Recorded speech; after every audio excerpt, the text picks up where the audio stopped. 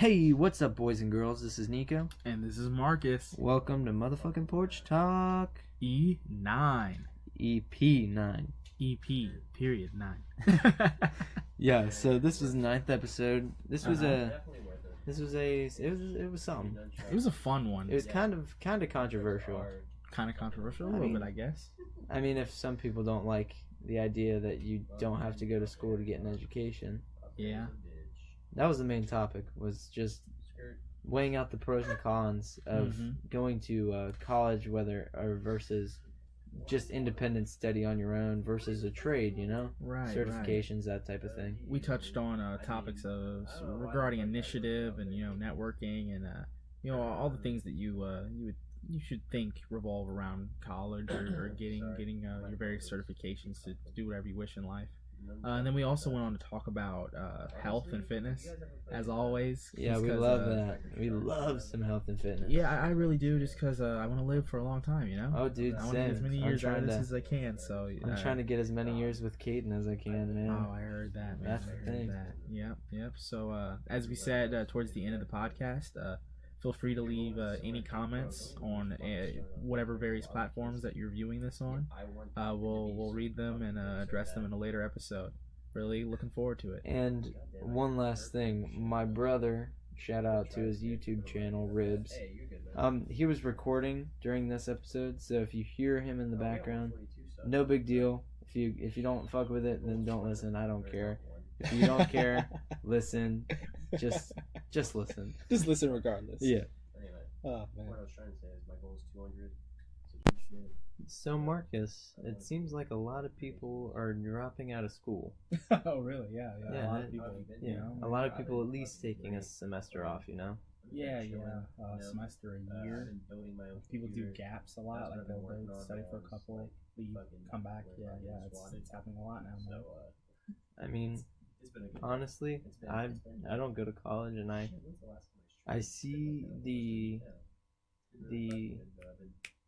utility in it, but I feel like the education system these days is outdated compared to the technology, and the capabilities of how we can learn have dramatically changed, Yeah, but besides speaking with one particular professor of mine, I read this book. It was literally just called Capital, and it taught me more about economics than any of the 4 economics classes that I had taken up to that point. I actually read that in high school, by the way.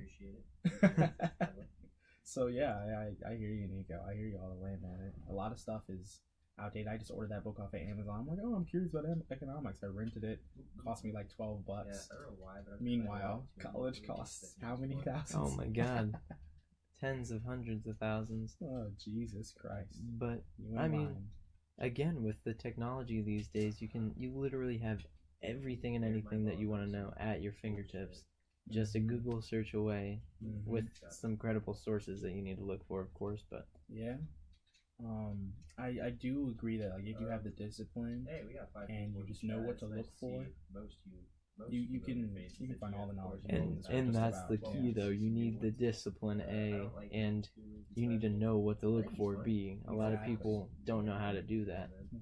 And I'm fortunate enough to have been shown a bunch of articles that I've been looking into myself that are backed up by research and all that stuff, so I've definitely lucked out in that department. But yeah, I mean, I feel like I've learned more this past year of not going to college than I did in college, Really? Yeah, I feel like I've gained a lot of knowledge for sure. Because you went to school, right, for a semester? Semester and a half. Semester and a half? Okay. I ended up dropping out just because it felt pointless to me. And maybe it was just because of the major I was going into. I don't know. But, and then I've came upon mentors, and they've showed me things to look for in articles and into PubMed type things. PubMed, yeah, it's a medical research site. It posts a bunch of research on different topics. Yeah, but he showed me a bunch of that stuff, and he showed me how to actually Google search things for to like learn something, you know, Yeah, as get, like, opposed the to most just utility out of Yeah. it and everything like that. So- Yeah, man. So is PubMed like the WebMD of the internet, or is it like more credible than that? it's more credible than WebMD. Got you. Yeah, it has literally just research article after research article backed up by other research articles, double tested, blind tests, all that stuff. I love it. Yeah, so Good stuff. Cool, man. But yeah, there's a number of really cool sites where you can find people. In my opinion, people are the best resource when you're trying to learn stuff. People who already know and who are already doing it, they can teach you a lot. Teach you like where you shouldn't go, what things you shouldn't stumble over because they've already stumbled over them themselves. Quillette. What do you mean? There's a number of like really cool forums where you have some fairly intelligent folks who like I said, they're masters in their field, or they've been around for a while, and they're willing to share whatever information they got with you. God, I mean, if you know where to search for on YouTube, yeah, there's some even good folks I to mean, find literally. there. Now, be careful, but there Yeah, are some of good course, folks. of course, but literally, if you know how to look for it, you can learn whatever you want Yeah, man. in this day and age, and that's the crazy part. Oh, LinkedIn is amazing too. Oh yeah, I use LinkedIn all the time. I mean, if you want to get in touch with anybody who knows how to do anything, That is search the for 'em place. on LinkedIn. Yeah, that's the Yeah. place to go for sure. just search for mechanical engineers, see what you find, man. See how many millions of people worldwide pop up. So yeah. And don't get me wrong. I mean, I'm a college student myself, so I'm not in this whole bandwagon like college is stupid. You know, I think I'm of course not saying that's Well, and I'm not saying that either. But I yeah. just there's a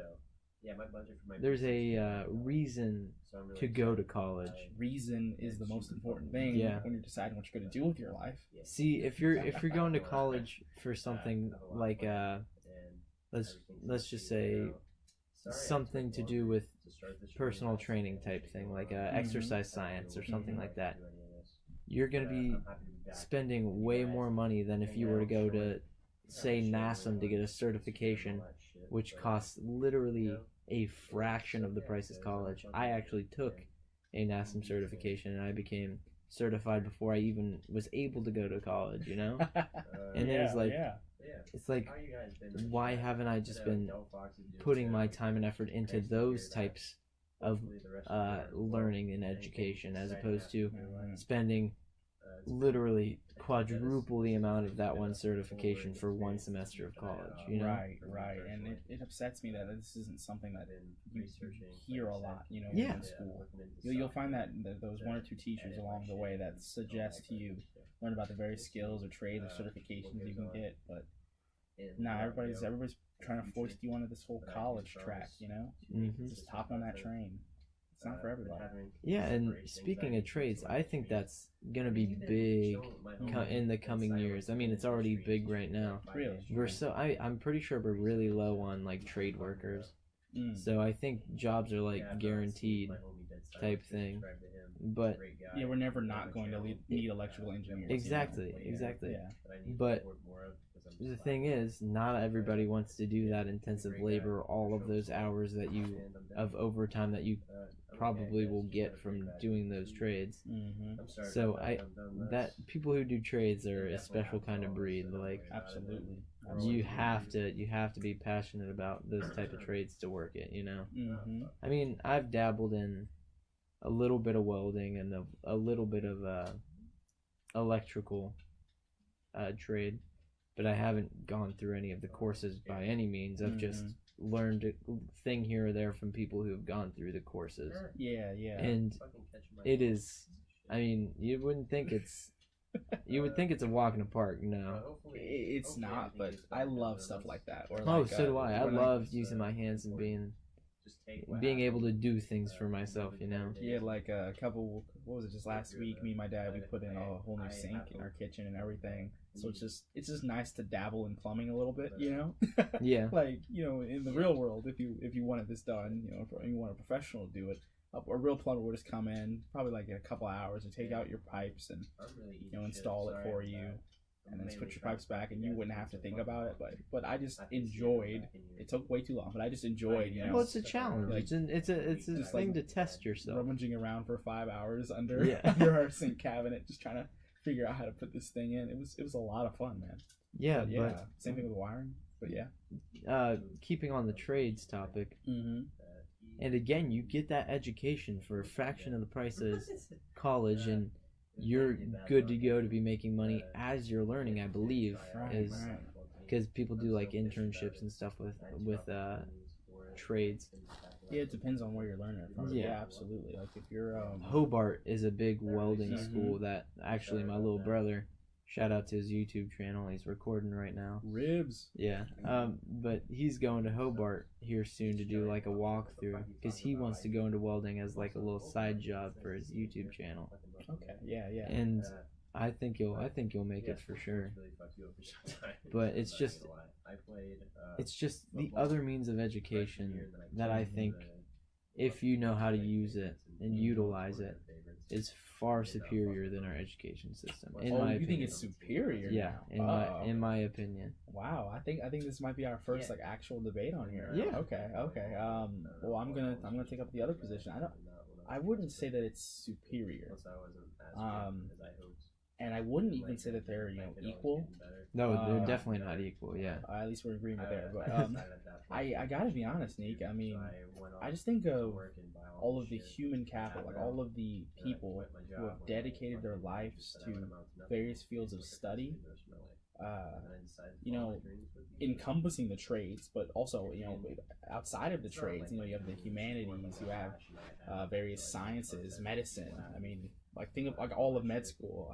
You can't get a certification for just See, like a year or so. This is where I agree that school is better. Yeah. If it's something to do with like being a doctor or a surgeon, where you the need, certification you need is a degree. Yeah, that is the certification you need as a degree, and you going through that schooling, you can actually get yourself out of debt in those programs, such as being in the medical doctors and veterinarians. Now, if you're talking about the process or like the The actual process tools that we use, the process is what I feel is superior. I'm 100% with you. They're funneling you into these side classes that you don't even need. God, no, Like, it's required. And I've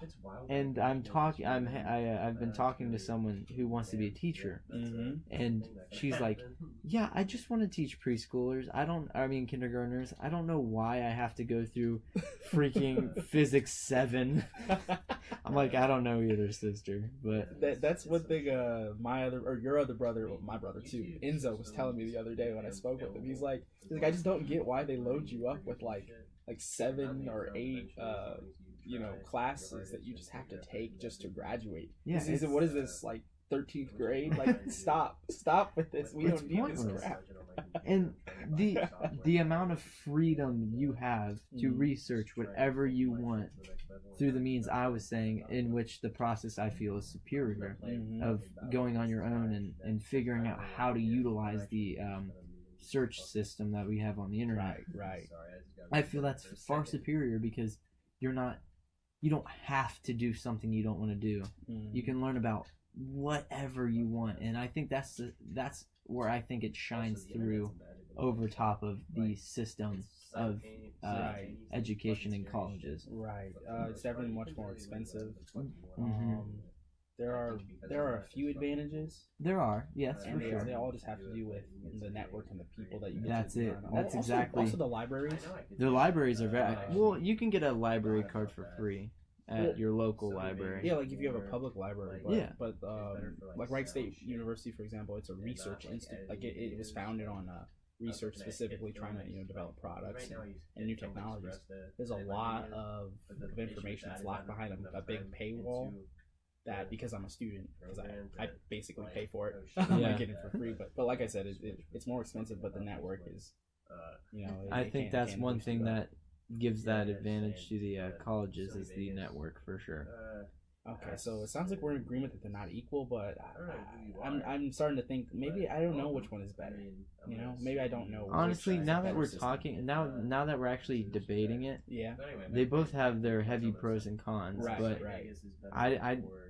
I don't think one's better than the other. They definitely are better in certain ways, but I don't think I can actually say one is better than the other. It just goes back to what we were saying before we recorded and while we started. You know, reason. Like, what's your reason for attempting to engage in this? You know, what's the purpose? What's your ultimate goal? I always tell people there's two reasons to go into college or into university or whatever. You have a genuine curiosity for something, and it's just eating away at you, and you need to know.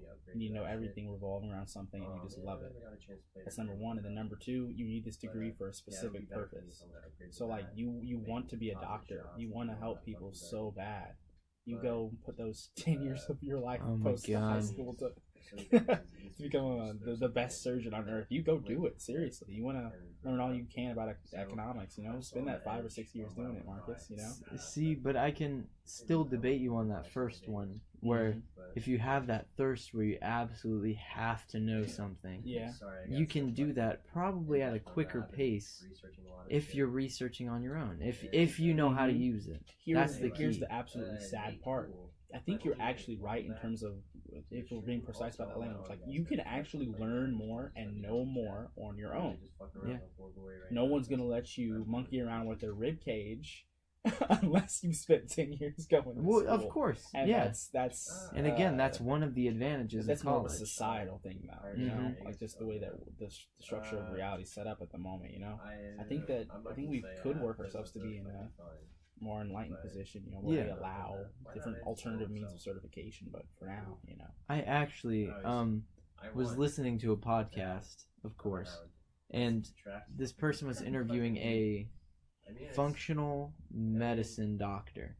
Functional medicine doctor? Yes, it finds the root cause of like chronic disease, and it tries to reverse the chronic disease by natural means, by changing habits through food, exercise, acupuncture, that type of stuff. I've heard of that, yeah. And this guy, he didn't have a degree. He was completely self-taught. And for the first, 6 months of him actually going out and trying to help people, they would turn him away because he was self-taught. Well, once he built up that rapport with everybody, he ended up getting more compliments on how much he did know compared to the other functional medicine doctors. And I thought that was wild, but again, it all goes back to if you have that drive yourself to go and learn what you are dying to learn. It is absolutely wild, man. Yeah, I mean, you can go eons farther than yourself if you were to go into college, just because of the restrictions you have and the time frame you have to be there. Well, I suggest to you that you don't have to be there. That's true. I love them and hate them. There are those kids that you only see in class when it's time for the exam. No, excuse me. You see them there the whole first week, and then you see them on the quiz and exam dates, and then you never see them besides that. It's insane. It's insane, and some of them you keep seeing them year to year. So obviously something's working. Yeah, really. But no. You are right. Yeah. Some classes actually require attendance, being like they. Yeah. Like every day you're not there, you lose 2 points, and if you're not here for 7 days, you're gonna fail or something stupid. It's a writing class. Yeah. Tell me when my papers. And are we're due. a bunch of adults. Exactly. Why do you need to do that to us? Oh, that's one thing that makes me so I know. mad. I feel like the education system would be better if one, you have more freedom. Like if you don't have to show up to class every day because there's no attendance. And two, if you didn't have to do the stupid courses that you don't need, I feel like it would be a lot better, and I would probably go into college again. Yeah. If I could just contact Wright State University or any university for that matter, forget if I could just contact them and say, hey, I want to learn about this, only this. Let me know all the information that I can about this. I will pay for it. I don't get why that interaction can never happen. And from what I understand, their defense is we want to produce well-rounded people. That's what their defense of that is. So like they say, we don't want you to just know economics. We want to make sure that you know this much about accounting and this much about blah blah blah. You have to take at least 2 physical science courses just because we want you to be woke to the natures of reality and all that, and you have to take a history course and all this stuff. And it's like, I actually just want to know math, statistics, and economics. Like, Yeah, that's exactly. all I wanted And to know. maybe some people don't particularly thrive in some of those areas that aren't that are Exactly. required but are not required for your actual course, that type of Exactly. thing. Yeah. And it brings down their whole GPA, Mhm. thus making probably poorly influencing the guy or girl who was failing the class, Mhm. which would bring them down in other areas because they have to study to bring that grade up. There are a lot of people who during their freshman year they actually don't even take a course that's directly related to their major the entire year, not just a semester. There's some people because they're just mowing through the gen eds. Like it's retarded. Like I don't get it. I really don't. I don't know. I I'm don't sorry. get it either. But yeah. Oh God. School, man, it kicks your butt. It really does. I mean, the semester and a half I was there, it got to me until I just broke down. I was like, all right, I'm done. I can't learn like this anymore. And I'm actually, speaking of functional medicine from earlier, Yeah. that's what I've been researching that because it's really caught my attention when I was listening to this podcast and hearing what this guy had to say. I was like, man, I might have to look into this some more. So I'm looking about running through some certifications. I do want to ask you about that, but before we do, I just have to say one last thing about school, college. The single thing that's provided the most value for me that I've gotten out of Wright State University is clubs and student organizations and things like that. Running with the Entrepreneurship Club, which is a club that was literally started a couple months before I found out about it. God, we've been running with them a little over a year now. I've written a business plan. I've played an instrumental role in creating a business. Our club, we've been running through the startup phase of that, and I don't think I would ever. I mean, not ever. There are plenty of places, but it's you never just get plopped down right next to a bunch of like-minded people, like you ever will when you're walking through the halls of your business college, Yeah. And don't get me wrong, like I said, you can go out to networking events or various co-share places that are in the area. Like we have a number of really good ones. 444 2nd Street, and now there's Spark, Fairborn. There's a couple in Dayton, other ones I'm not thinking of, but nothing like you're in the same classes with these people. You see them. They put up their flyers. They try to attract you to get out to their meetings, and you can run with them, and you can move the world. Like I really feel like that's how I feel. I feel like I'm on top of the world when I've been running with this club. It's so much fun, man. And again, that goes back to one of the pros of college is that networking that you can achieve. Because like you said, you can get that networking through being on your own. It's just not handed to you like with colleges. Like they practically hand it to you with all these clubs. Yeah, man.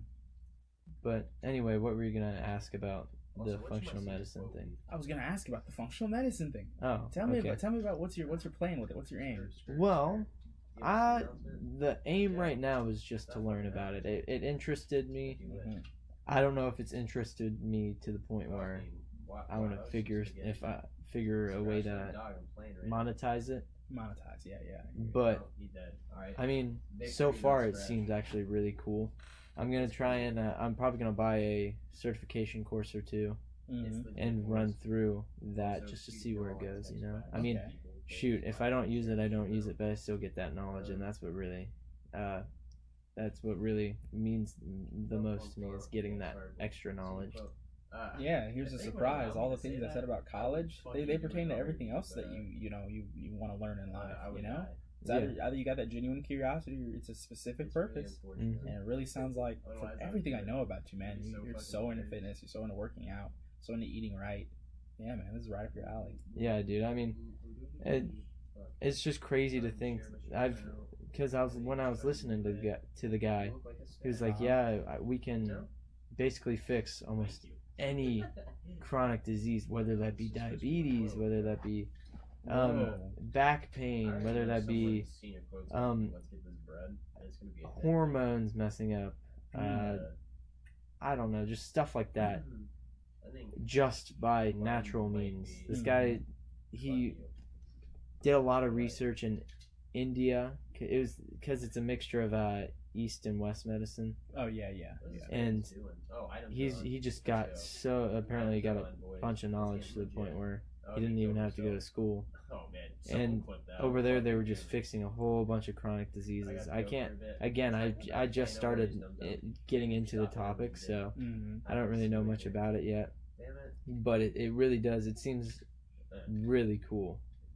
So I'm excited to see what I got in store for me. Yeah, man, I wanna hear more about this from you. I wanna keep following. I was about to say I'll catch up with you next week when I do a week's worth of studying and researching. Okay. But other than that, it's just a bunch of reading, doing a bunch of reading. That's what I've been doing to learn, at least. I had this friend. He had dropped out of school. Our freshman year, we both started the same year. And we had class together, and once he left, he said, you know what I'm going to do? I'm just going to read philosophy. Like, I just love philosophy. He was a philosophy major. He was pissed because he'd only taken one philosophy class in a whole year, and he was just like not into college. So he said, I'm just going to read everybody, and I'm going to keep talking to you, like tell you what I know about everything. And oh my God, I don't know where he's at right now because I lost touch with him. But that was cool. That was in the middle of our freshman year when he dropped out. Through the rest of that freshman year, and then the whole sophomore year, he kept in contact with me, and he was telling me all kinds of crazy stuff. He's telling me about Kant and Descartes and Lafayette. Everybody. He learned more in a year and a half than I think he would have in all 4 years. Hey, and again, that's the power of that being self-taught. And again, there's a bunch of cons to it, but if you figure it out, you can definitely get by. Besides, since you're not spending all your time, at and school, money, you can make money. Yeah. You can. You don't have to spend the money. You can go to the positive. But depending on how expensive the stuff you're that's true. But yeah. And again, the degree helps with jobs. That's for sure. It depends on what kind of job you're getting. That's true. I was listening to a podcast the other day, and this one of the gentlemen who's on there, he said, if I see that there's somebody, like some kid, he owned a tech company in Silicon Valley. He said, if there's some kid who comes up to me with an application, and there's no college on this application, no college degree of any kind, he's completely self-taught, and he's equally as qualified as somebody else with a college degree, I'm going for that kid. They have so much more determination and so much more smarts. How come you had to pay upwards of $50,000 to do the same thing this kid did for free? You dummy. Probably paid like $600 total for all the certifications and lessons and tests he had to go to. That's insane. That was a funny thing. I remember my dad was telling me that there was this. He recently got into a training position at his job because he's been there for so long. Oh yeah. That they had some younger folks who just coming into the company tag along with him and just watch him. He said there's two of them. One has a degree and one has a certification. And my dad's just like, the guy who has a degree, he wants to be told everything. And it's not emblematic of everybody who has degrees. That's not like. It's not a general characteristic, but a lot of people, in aggregate, a lot of these people who are in college or kind of following that same, elementary school, middle school, high school training of direction. They get direction from the professor now, and now they're in their job and they're looking to get direction from you. the guy who's got his certification, he's a self-taught Yeah, person. he's independent. He's independent, and he's in this position not to learn but to do. Yeah, And school teaches you how to learn, not to do. exactly. You have to be honest about that. And that's another flaw. I mean, Now we could go me- about this all night, I dude. know. I'm sorry. Honestly. Now for me, there's actually one particular certification that I do want to get in my lifetime. I guess it's kind of a topic change. It's a little less of a certification, but more just like a test that one has to take. Okay. And upon passing the test, you're allowed to hold this position. I think I've mentioned it here on the podcast before. It's called a Foreign Services Officer. Yeah. Yeah, man. You have brought that up. Yeah. That's a certification or a test or whatever you have to take a test for. One has to take a test, and then secondarily, you have to go to a screening process. Yeah, it did.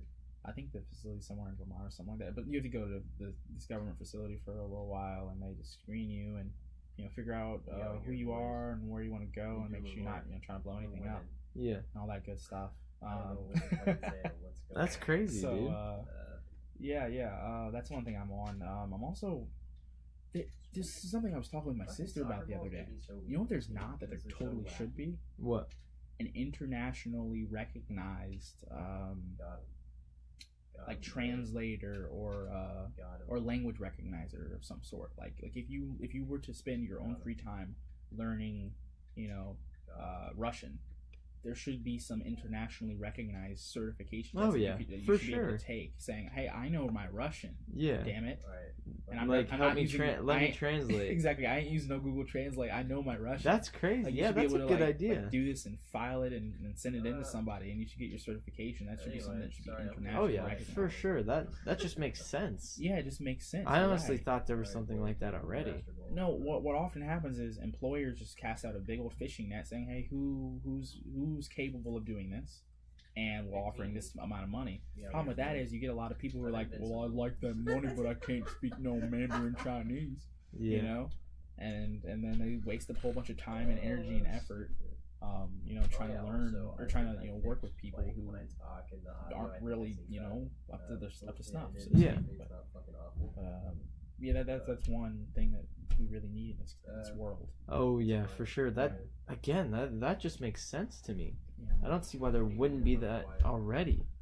But that's enough about schooling and knowledge. What's on your mind, Nico? Anything else? Oh shit, dude. I'm thinking about all the certifications I want to get. Honestly, just a bunch of health and fitness certifications. I definitely want to get a precision nutrition. Precision nutrition. Yeah, Yeah. it's just it's a nutrition certification. I was listening to the Joe Rogan podcast. He had on two guys who, well, maybe not two guys, but one of the guys definitely. He was a fighting nutritionist or something like that. Let me describe it. He worked with fighters MMA fighters Yeah. for cutting weight and stuff like for that. cutting weight. Yeah.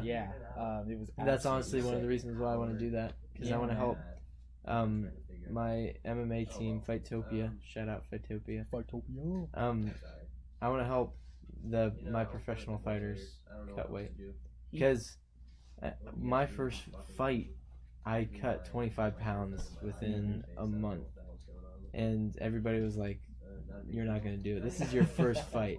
25 pounds is a lot of weight." Even my coach is like, Yeah, "All that's right, a lot of Nico, weight. let's see what you can do." That And is- I mean, and the thing was, as I was cutting weight, the lowest amount of calories I got before the last 3 days was 2,200 calories, which is more than the average American diet. Yeah. So I think I know what I'm doing already, but I just want that to reinforce my thoughts. You know? Yeah, man. From what I heard from this guy, he was just saying like, know what your body's using while you're working out, Yeah. and then put it back in and nothing else. Sorry, I was really. And that way you won't feel like super tired, super exhausted after you had your after workout meal or after workout drink or whatever. Your body's fully replenished, and you're also not packing on extra calories, extra weight. You know, you're using it and you're replenishing it. And he said like that's the healthiest way to operate. Oh yeah, for sure. Um, And you gotta know what your body likes to take, like Right. to absorb and to take in. Right. Because I know that once I get too high in my, once I eat too many carbs, I start to mess up internally. Like I can just feel myself slowing down. Yeah. Whereas when I have sort of a lighter carb, higher protein, kind of medium range fat, I'm on top of the world and I can literally do anything. Yeah, that's something real close to what my ideal diet is. I do something that's more similar to keto when I'm like performing at my best. You have done like I really keto recently. Yeah, and it just works so well for me that I've fallen in love with it. I gotta be honest. I love my let's say moderate fats. Definitely like 35% of my diet. Which is a lot. It is a lot. Well, I mean, the average is about 20. Oh, okay. So it's not too high. But I put olive oil in just about everything. Love my avocado. I like my animal fats, which has its downsides, but I do counteract it with a lot of greens. I love me some collards and kale, spinach, broccoli. Where's your omega-3s? Where's your fish fats? Oh, absolutely fish. Good. You know how you told me a while back that you sometimes do fish and eggs? Yeah. I actually tried that, and I think you're an evil genius. Dude, because it actually salmon and eggs are so good. I literally, I don't remember. I had like 6 ounces of salmon and like 5 eggs, and I just whipped them up together. This was a while ago. Literally tasted so good. It was after a 2-day fast. Oh jeez. So yeah. I probably shouldn't have went that hard, but whatever. Mm-hmm. But anyway. Well, maybe that's why it tasted so good for you. Like, yeah, it's been 2 days. Probably. I think that's a good thing everybody should do is just have like a 1 to 3 day fast every month. That has really been a game changer for me. When I started, what was it? Like my senior year of high school, I started to get back into this is kind of a weird story, but I got more religious, and one of the things that I decided to do to sort of exercise my piety, my self control was I tried to do one fast every Wednesday, or once a week every Wednesday, something like that. And I did it for like a while. I did it for like a few months, and I felt great. Like it really, I don't know what it was, but just that self-discipline, getting into that zone that like I don't need it. I can go without it. I love that so much. The self-discipline is a big part with fasting that I think everybody should experience is knowing that you can eat the food, but you don't need it. You don't need the food. You can have it, but you don't need it. Yeah. And that, along with a bunch of health benefits that come along with it, I can name off a shit ton, but I don't want to bore you with those facts. My favorite fish to eat is tilapia. Okay. I don't know how good it is on fats. My thing is I don't really measure my micronutrients or macronutrients or whatever, and I don't really keep track of it. I just know, generally speaking, what foods are good to eat and what foods, generally speaking, are bad. And I just try to cut out as many of those bads as I can. And I switch from eating sausage or something like the turkey sausage or something like that. So I can get more protein in the diet and a little less fat where I don't need it. I can bet you're lacking in vitamin D. Vitamin D. Yeah, I actually do take. That's not a micronutrient, but it's still something you need. Yeah, just in I case bet your cortisol is really high too. Cortisol? Yeah. What's cortisol? Stress hormone. That might be true. That's probably true. I'm a very stressed person. I know. That's why I know. You should get your blood work done. Yeah, that'd be a cool thing. I really should. Is there anything with your diet that you can do to reduce your cortisol? I mean, it's not always a bad thing to have stress hormone, but it's a lot of. I don't know food wise what could bring down cortisol. It's just lifestyle stuff. A lot of lifestyle. I mean, there's probably food like you don't want to drink coffee, that'll raise cortisol. Especially with creamer. Wow. Coffee with creamer raises cortisol. Ooh, sugars probably raise cortisol for just logically speaking. Yeah. And depending on the carbs, maybe carbs. Yeah, carbs really do me raw. Like whenever I eat, in my normal diet, I've cut out a lot of carbs. I don't eat too many. But whenever I really splurge on carbs, like if I'm going out and there's drinks or something like that, especially, I break out. Like it doesn't even matter if they're not that sugary or if they're really sugary or whatever I'm taking in. I break out. I get a couple pimples on my face. It's really bad. And of course my stomach. Oh my god, don't even get started. And yeah, dude, same here, especially when I eat, because I definitely have a sugar addiction. That's not even a question. No, it's not. So when I even take a bite of sugar, I just can't control myself. Fat, salt, and sugar, man. Those are human drugs. Yeah, sugar's my human drug anyway.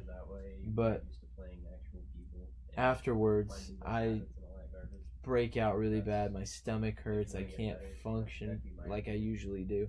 And I know that that's the case. So that's why I try so hard to stay away from sugar.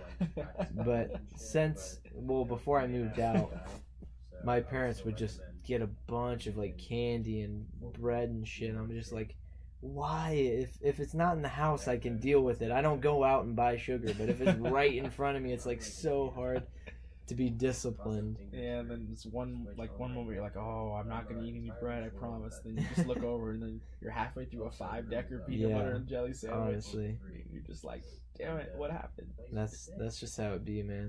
Speaking of which, peanut butter, that's one thing that I had started to eat. I love peanut butter, dude. It's so good for you. But I realized that a lot of brands of peanut butter, they put a whole bunch of sugar in it. Yeah, that's why you gotta get the all natural stuff from Kroger. That's what I get. The no stir natural peanut butter, creamy. Yeah, man, I was able to find that.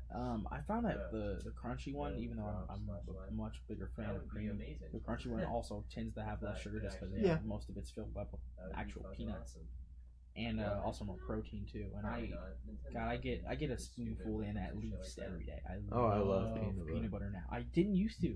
Ever since I changed my diet, my palate changed. Yeah. Like things that are fatty and proteiny. My body's just like, yes. Hey, I mean that makes sense. Your body can change on a dime, dude. Yeah. One thing I'm still trying to warm up to is coconut oil. Yeah, no, dude. Trust me, I'm still trying to figure that out too. I'm not a fan of coconut oil. Like for years, I've just been putting cocoa butter lotion on my skin, and now I'm supposed to eat it. Like, what is this? Come on, keto, explain. But it's healthy for you. There's a lot of things that I like about the keto diet. Yeah. But there's one thing I heard that really piqued my interest. Mm-hmm. Please tell me. It was how the ketogenic diet is basically telling your body that it's starving 24/7. Yeah. That's the thing that sort of tripped me out, because it's so true. Yeah. Because the carb is a pretty main fuel source. I mean, fat, you can run on fat, but it's like a emergency fuel source. Right, you know what I'm saying? It's not your body literally stocks it up for emergencies. So yeah, I hear you. So when it's using fat as a fuel source, your body is like in a emergency mode basically while you're on keto. And I think that's really interesting, but it makes complete sense, and that's what tripped me out. I was like, what the fuck? Ketogenic diet isn't really healthy for you, but it is healthy for you in a way. It's not healthy for you hormonally, but it is from like a weight loss standpoint. That's wow. Okay. So what my sort of formulation that I went through, my mental calculus that I went through when I was deciding to use this diet that I'm on now, which is kind of a modified keto, is I'm doing a lot of cardio. That's like my main source of exercise. I do cardio. Trying to, you know how like conventional wisdom tells you, oh, you want to lose weight, burn that fat, just get on a treadmill and run, Yeah. That's kind of just what I've been trying to do with my life, I take in a lot of fat, very low amount of carbs, mostly protein. All my carbs I basically get from greens, here or there. I put in some other sugary stuff, but anyway, that's been my goal. I eat a lot of fat, a lot of protein, get on the treadmill, burn it. But I guess I didn't think about, like you mentioned, cortisol. I didn't think about how much more stressed my diet could be making. I was about to say, in that stress could be compounding with you doing such rigorous. Well, is it like a run or? Yeah, I try to get around a mile. Okay.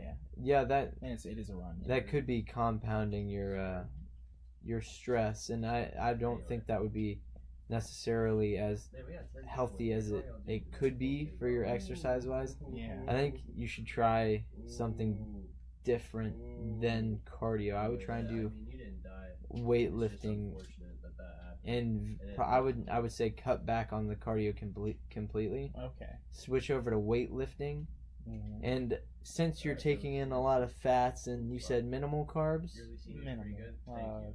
10%, 15%. okay, I would say stock up on your carbs Yeah. before a lift, Right. and lift like 5 rep heavy, 5 rep, 5x5s, Okay. just to see how that feels. I feel like that'll help you out more than the cardio would, because it'll boost your metabolism by lifting heavy weights as opposed to running. Just out of curiosity, if I was doing like body weight exercises, what would be the best diet for body weight exercises? I know lifting is carbs. They say fat is cardio. That's what as I understand it at least. But body weight. Body weight, you could honestly get away with body weight exercises more with fat than well, I mean, you could do it either way, but you could definitely get away with like eating a lot of fat with body weight exercise. You can really eat what you want when you exercise. It's just how you exercise depends on what'll happen with your body metabolism wise and all that. I see. So if you're doing a bunch of cardio, you're actually slowing your metabolism because your body's adapting to utilizing as little calories as possible. Oh. Whereas if you're lifting heavy weights, it allows your metabolism to rev up because it needs those extra calories because you're putting in a lot more force and effort when you're lifting. Yeah. Okay. So, Jeez. This whole world is so confusing. Yeah, I know. These aren't things that people just tell you, man. Well, I just told you. I gotta ask more questions. That's what I gotta do. I just gotta talk with you more, man. Yeah, we can have a whole podcast dedicated to fitness topic. Yeah. I would be down for Nico, fix my workout regimen. that.